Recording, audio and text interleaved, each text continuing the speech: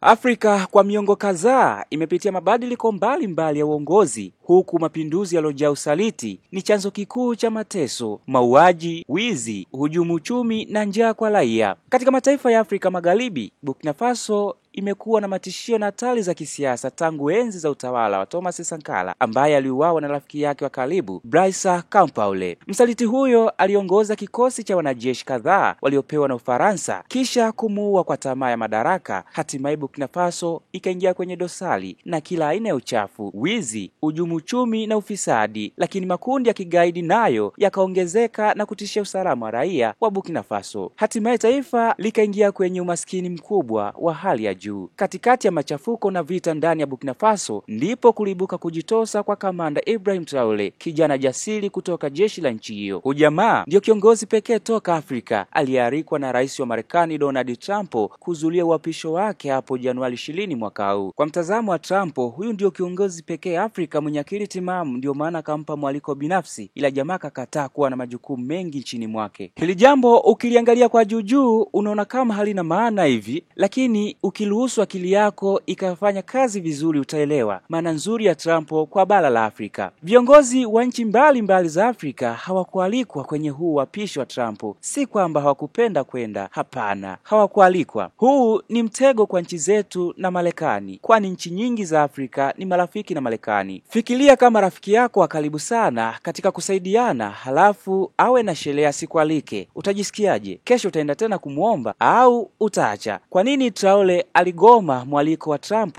Yapo mengi nyuma ya pazia. Inaelezwa baada ya machafuko nchini Burkina Faso, Traoré akaamua kuratibu na kusimamia pamoja na kutekeleza mapinduzi ya kijeshi dhidi ya utawala wa Damiba mnamo Septemba 2022. Traoré alikiri kwamba umri wake wa miaka 34 ungekuwa mada mjadala sana kati ya wale wanaotilia shaka sifa zake za umri. Uongozi wa Damiba ulikuwa utawala wa kizalimu na unyanyasaji. Traoré akiwa na umri wa miaka 34 alijivisha zamana ya kuongoza Burkina Faso akiwa na cheo cha kapteni wa jeshi na nchi ya Burkina Faso. Katika kuvaa majukumu hayo ya juu nchini Burkina Faso, Rais Ibrahim Traoré aliendelea kuwindwa na maadui kuhusu machafuko pamoja na matishio kuwaua yakiripotiwa siku hadi siku. Pengine ndio chanzo cha yeye kutokuruhusu baadhi ya mialiko na kuzuria mataifa mbalimbali akihofia kupinduliwa ama kuuliwa. Mpaka sasa tunavyoongea, majaribio kadhaa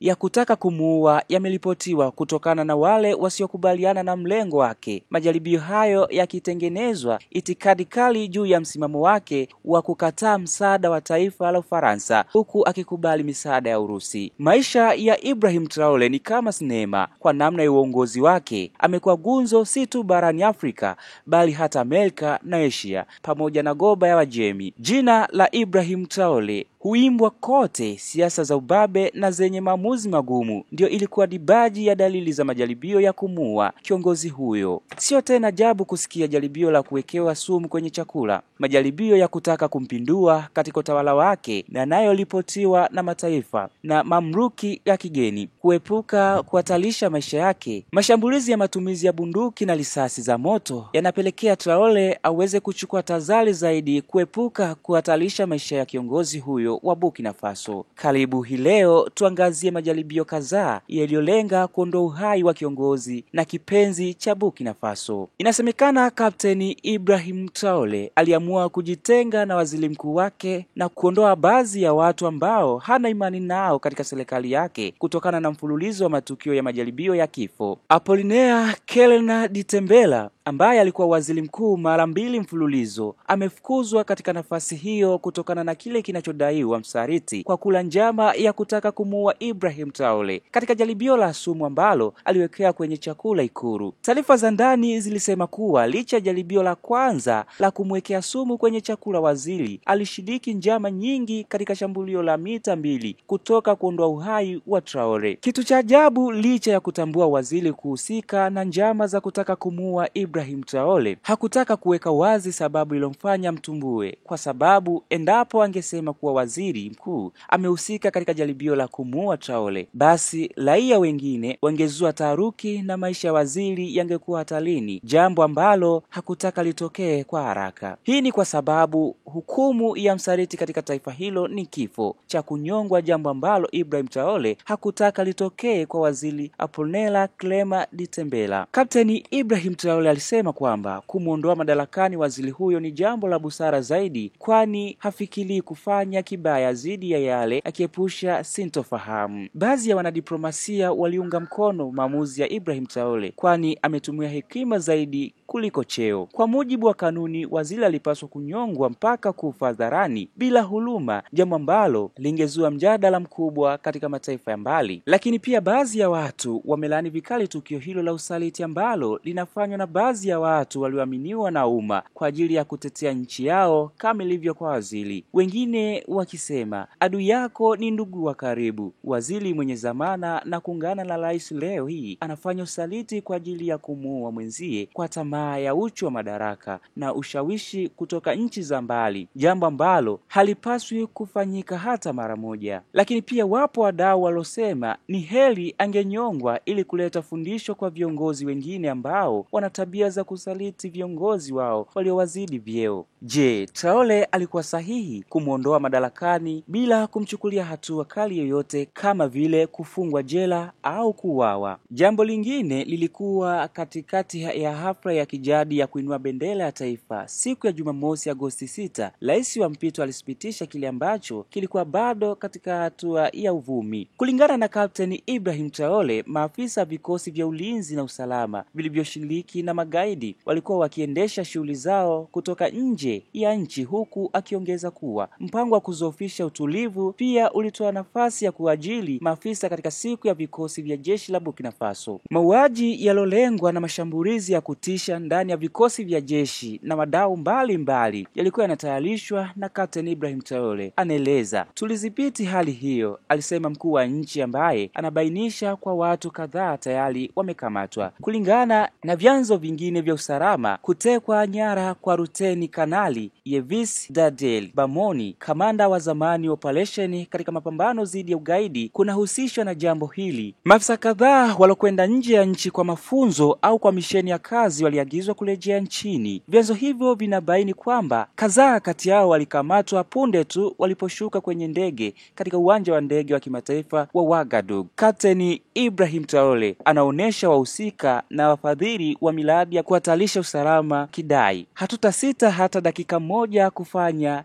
inavyohitajika kwa maslahi bora ya Burkina Faso. Alisisitiza hatua hiyo inamfanya Kapteni Ibrahim Traore kuchukua hatua zaidi kiusalama ndani na nje ya mipaka ya taifa lake. Inaaminika hana imani na watu wanaomzunguka, hivyo anachukua tahadhari hata akialikwa na taifa jirani. Traore alibua mjadala kwa kitendo chake cha kuhudhuria hafla ya uapisho wa Rais John Mahama wa Ghana akiwa ametundika bastola yake kiunoni. Baadhi wameeleza kitendo hicho cha kipekee kama ukiukaji wa itifaki ya usalama. Wengine wanamuona kama ni ishara ya kukosa imani na uwezo wa maafisa wa Ghana kumlinda kiongozi huyo wa kijeshi wa Burkina Faso. Haijulikani kama Traore alikuwa na idhini ya kubeba silaha hiyo na serikali mpya ya Ghana. Traore alikuwa miongoni mwa wakuu 17 wa nchi waliohudhuria uapisho huo. Tanzania iliwakilishwa na makamu wa rais Daktari Philip Mpango. Mtaalamu wa masuala ya usalama Vladimir Antwi Danso alisema kuwa ni jambo lisilo la kawaida la mkuu wa nchi kubeba bunduki kwenye sherehe ya uapisho, kwani usalama wa kiongozi mgeni ni jukumu la mwenyeji. Mtaalamu mwingine wa masuala ya usalama Kanali mstaafu Feswa Bwage akakubaliana kwamba ni kawaida kwa taifa mwenyeji kuwa ni jukumu la kumlinda rais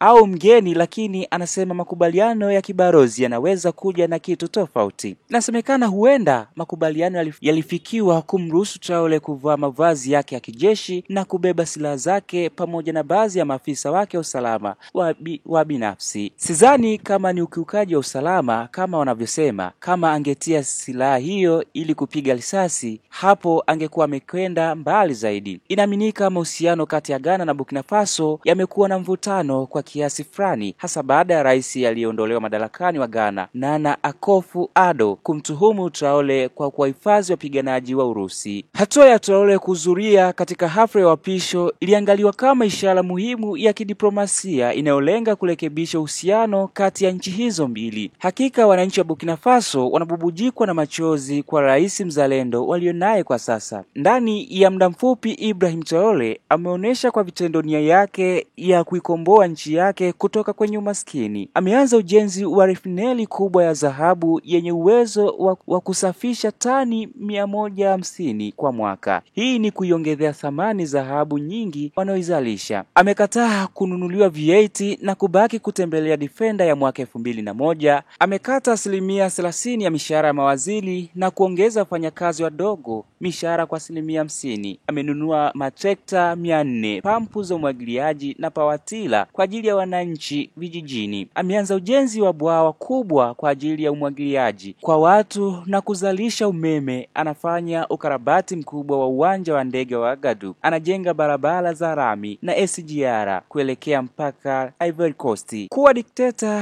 haigarantii kuwa utaleta maendeleo. Ndivyo maana Blaise Compaoré hakufanya chochote cha maana, lakini maendeleo hayawezi kupatikana kama kiongozi sio dikteta. Makala hii imeandaliwa nami Wilson John na kuletwa kwako nami Wilson John. Hii ni Jimbi TV. Cha kufanya ni kusubscribe, like na kushare, lakini pia uendelee kutufuatilia kwa makala zingine ambazo zinakuja. Dondosha komenti yako chini, tuambie viongozi wa Afrika wanapaswa kumuiga Ibrahim Traore au ni nini kifanyike zaidi ili iweza kuinua bara la Afrika kwa maslahi ya Waafrika kwa ujumla.